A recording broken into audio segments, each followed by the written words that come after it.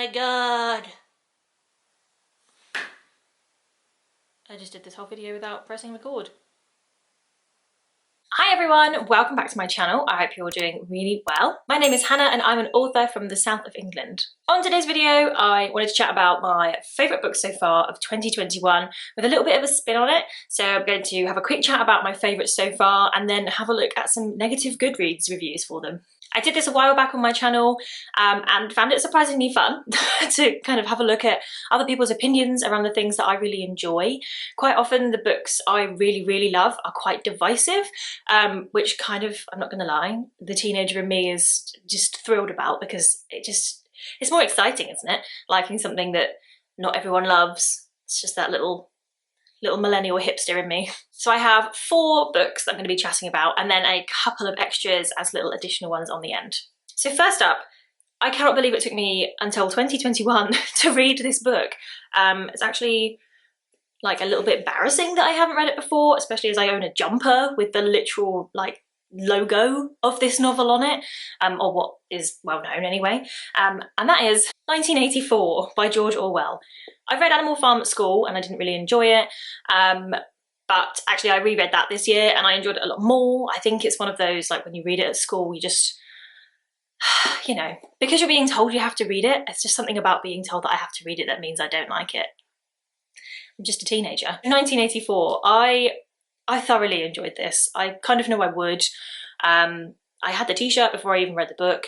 This thing is so misquoted by everyone, so it's quite nice to actually see where all the things come from, like Room 101 and obviously Doublethink and Newspeak and all those really exciting things. I loved this. It didn't take me very long to read it at all, though I was reading like 4 or 5 things at once, so it took me a little longer than normal.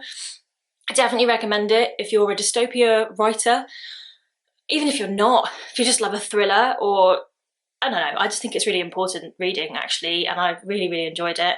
I actually really like George Orwell's style of writing. It's quite flowery but also kind of conversational, and it's quite light, though obviously the matter he's discussing is not light at all. So I definitely recommend it. And now let's have a look at some negative reviews for it.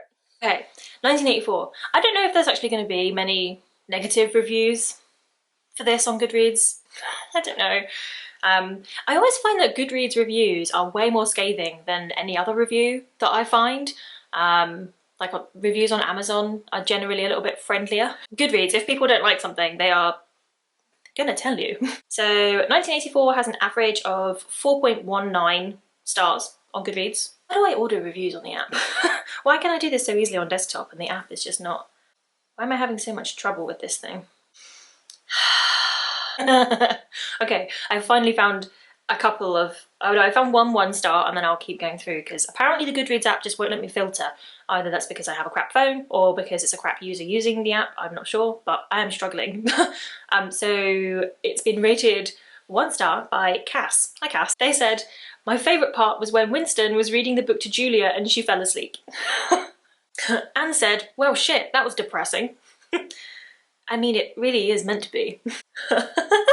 Christy, this is back in 2012, so this is a vintage review. Christy rated it 1 star and said, praise the Lord and pass the ammunition. I am finished with this beast of a book. My brain feels like sludge. I just want to crawl into a hole and forget all that was ingrained into my poor head. Why, oh why, did I have the noble idea to read such a monster? That one's in Arabic. I am not that clever. I fear this person may have misunderstood the point of 1984. They said, this has to be my most disappointing read of the year so far. Everything I expected and everything I wanted never happened. I thought that the political aspect was interesting, and while I liked that part, it sadly was not enough to save the book. Which part of 1984 wasn't political? Did I read the right 1984?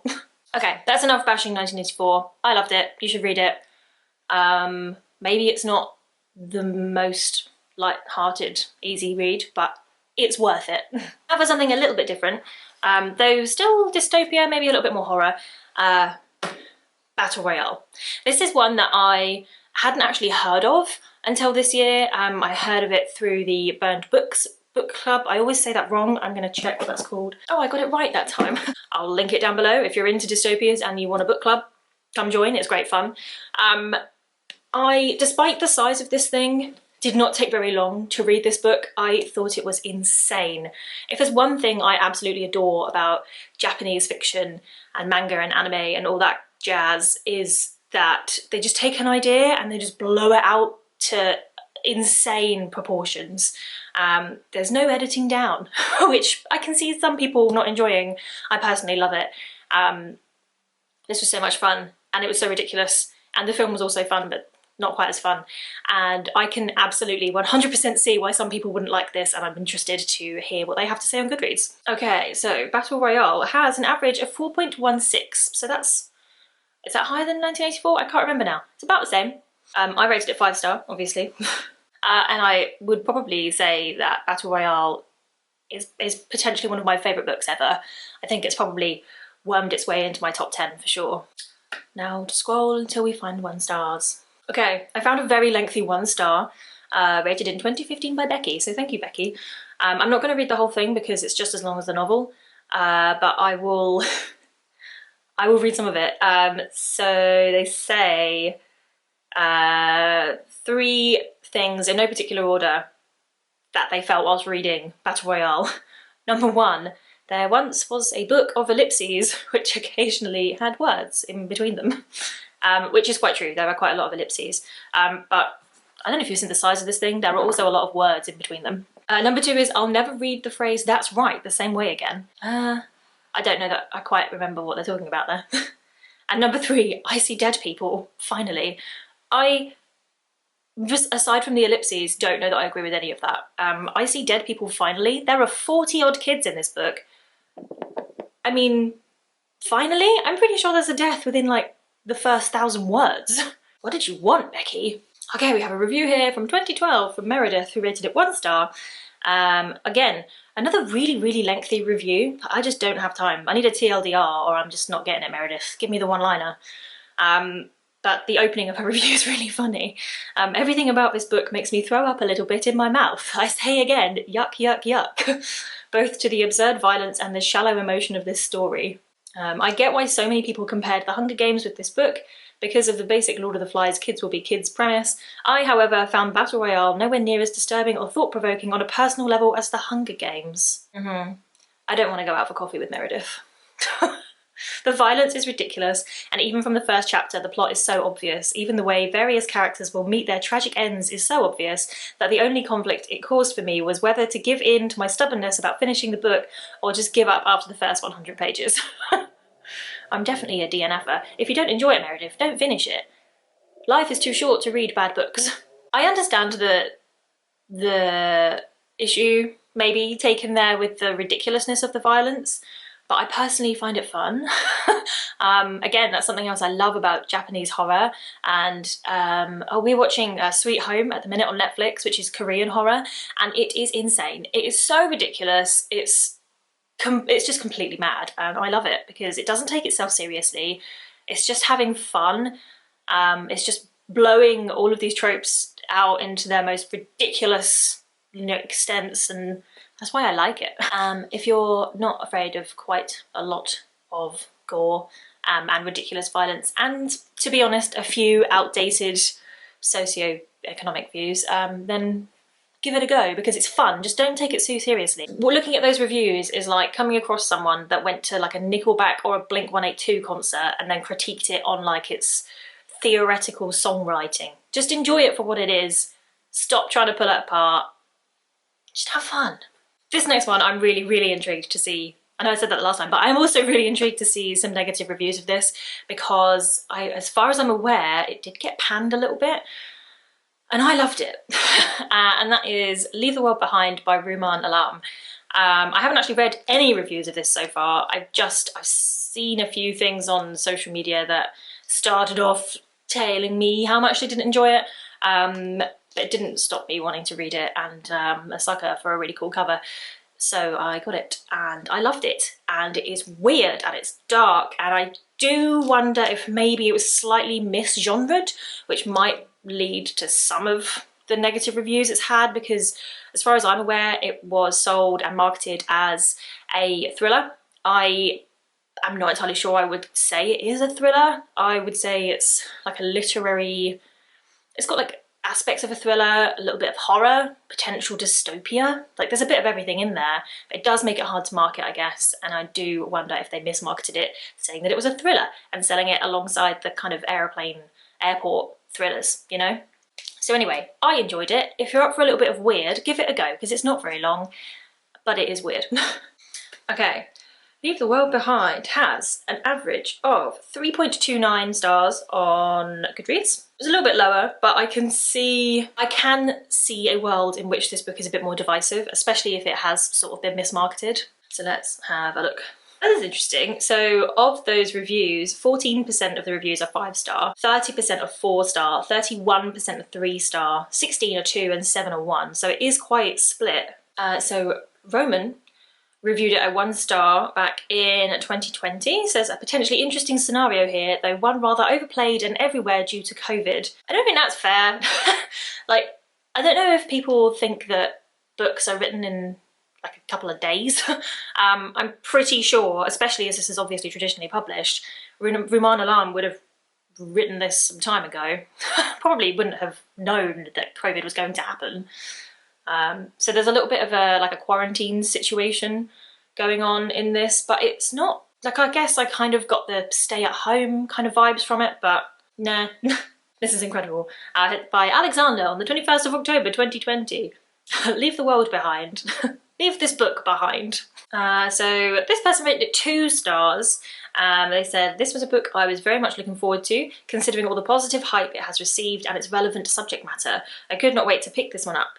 Unfortunately, this will go down as one of the biggest disappointments of 2020 for me. Did nothing else happen in your 2020? It just did not hit the mark. There was so much potential, and despite the explicit vulgarity and often annoying style, I thought it was still redeemable and could not wait to see how this came together at the end. And it didn't. I kind of get that. The style of writing is, I would say, is quite Marmite. For anyone out there that's not British or Australian, that basically just means you're either going to love it or you're going to hate it. I loved it. I thought it was in your face. I thought it was obnoxious. I thought it was quite irritating and arrogant, and I loved it because of that. But I can see how that could go the other way, hence this review. This person said, an interesting and provocative plot wasted over can't even say it. An interesting and provocative plot wasted over nonsensical, absurd writing. I could probably write a proper review, but I could also just copy-paste Merriam-Webster's definition of pretentious and call it a day. I mean, Andreas, I'm not gonna lie, I agree with you. Some of it was quite pretentious, but I just, every now and then, I quite like that. A lot of people are really not happy with how inconclusive the ending is. I love an open-ended story. I, again, can kind of see how that is not everyone's favourite thing, which is why this book is more divisive. I personally loved it. Yes, this book is arrogant. Yes, it's very open-ended. I thoroughly enjoyed it, and I'm going to go out and try and find some more of Rumaan Alam stuff. So the last book, I actually have only just finished reading this. This came in the last Abominable Book Club book box, which I struggle with every time I say it, and that is Tender is the Flesh, and this is by Agustina Bazterrica. I believe they are Argentinian. I adored this book. It is eerie and creepy and unsettling and tropey, but in like the best way. I adored it. I recommend it if anyone likes dystopia, horror, just anything really unsettling and thought-provoking. Might be a bit of a struggle if you're vegetarian or vegan. I made it, it's fine, you'll survive. It's very, very good. Honestly, 48 hours and I've done it. I will reread it and will never lend it to anyone for fear they won't give it back. And this is another one for me I think may have jumped straight into my top 10 favourite books. So good. I'm absolutely going to find more stuff from this author. And given the subject matter of the book, I can imagine there are some quite negative reviews. Okay, so the average reviews are 3.93 on Goodreads. I'm really no closer to understanding if that's a good thing on Goodreads, to be honest. So the majority of the reviews are 4 stars, which is interesting. I would give it 6 if I could. I suppose I can. I'll mark it out of 10, but then I'd give it a 10. 11? So let's find some negatives. So I actually probably should have recognised this might be an issue.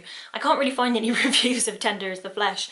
I can't find as many because most of them are in Spanish.